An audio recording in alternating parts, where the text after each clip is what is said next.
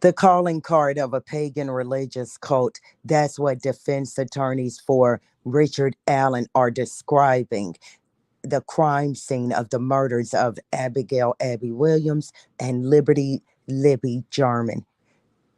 The defense, in its 136-page motion, describes online imagery that it claims is similar to the way Abby's body is positioned at the crime scene. The defense also claimed that the potential runes found at the crime scene is evidence of not only a ritualistic killing, but of a premeditated plan, and that the blood of Libby German that it was used, the blood of Libby German was used to create a symbol that looks similar to a rune symbol, So let's get into it. The online imagery described by the defense is of a man hanging upside down from a tree who's been cut in the neck with blood dripping to the ground. And the foundational myth of Odinism is that Odin sacrificed himself on the branches of the world tree, hanging himself upside down for 9 days in order to obtain the wisdom of the runes. That, I'm sure, is just a very, very, very cursory explanation of the foundational myth of Odinism. Well, the defense describes in its motion this online imagery of this man and goes on to say that the man's arms and legs are posed similarly to Abby's body. So the man's legs are the man's legs are straight, the defense wrote, but his right leg is bent at the knee. Abby's right leg was posed under her left leg. That's the only difference, according to the defense, in that online depiction and Abby Williams's legs.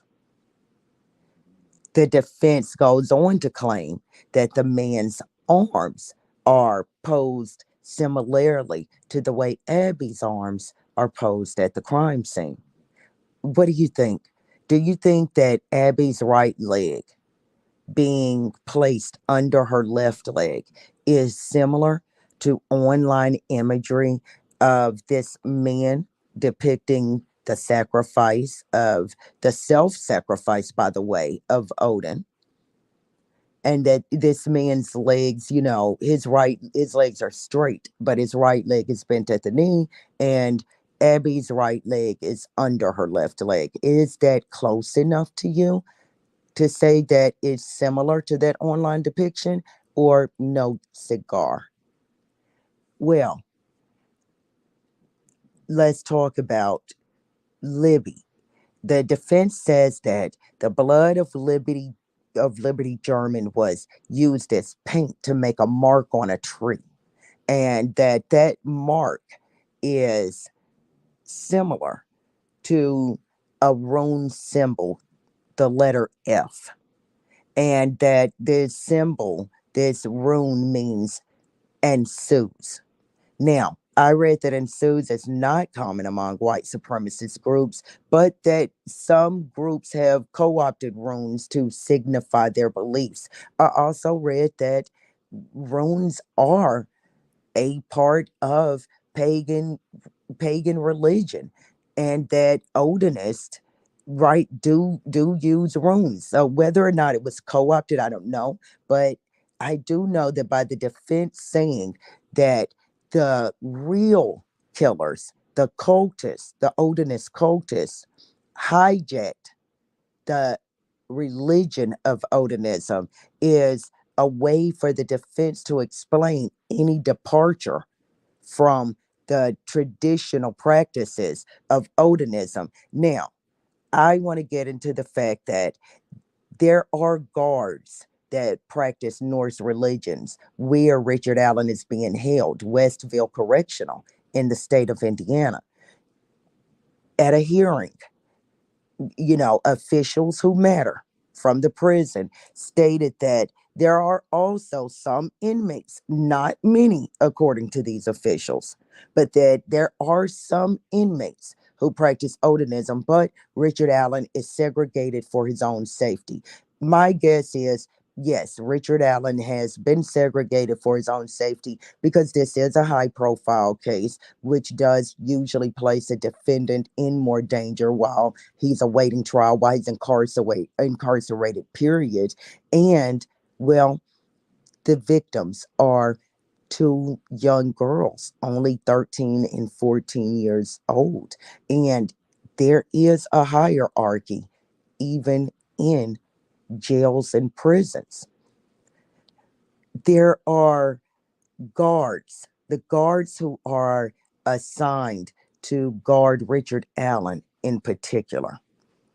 There are these guards practice Norse religion.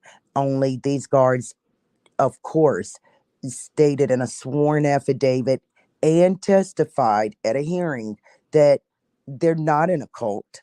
And the patches that signify their Norse religion, one guard said that he views that patch as the same as a Christian wearing a cross.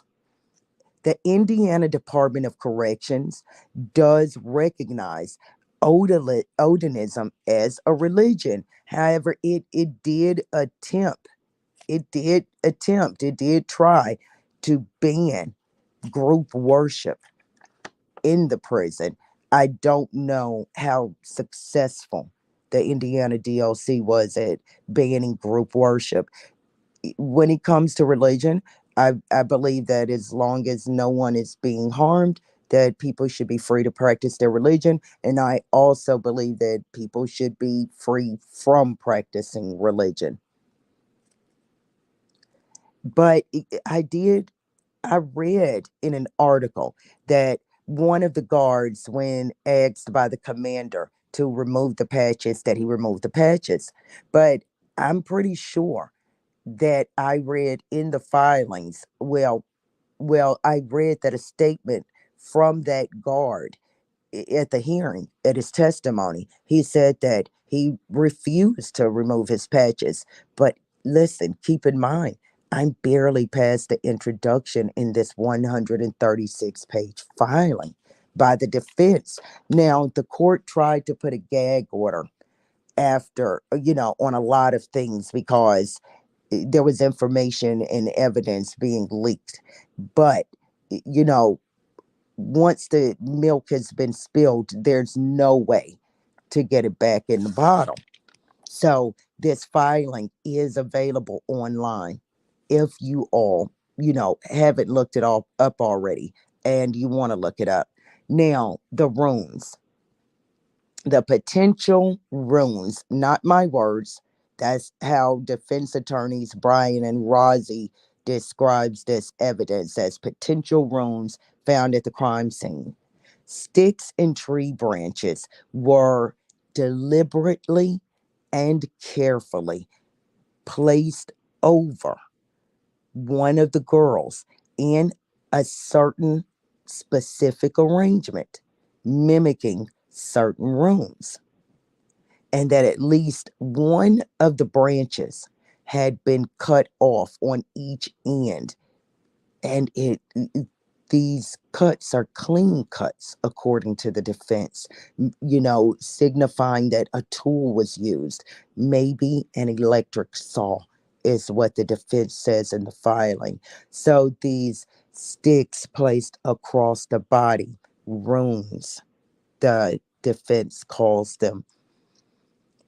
Do you all think that what I just described is enough for a jury to think that the defense has a viable alternative theory as to who committed this crime and that it amounts to reasonable doubt? Could Richard Allen really be found not guilty? Thanks for listening, and do me a favor, like, share, and subscribe.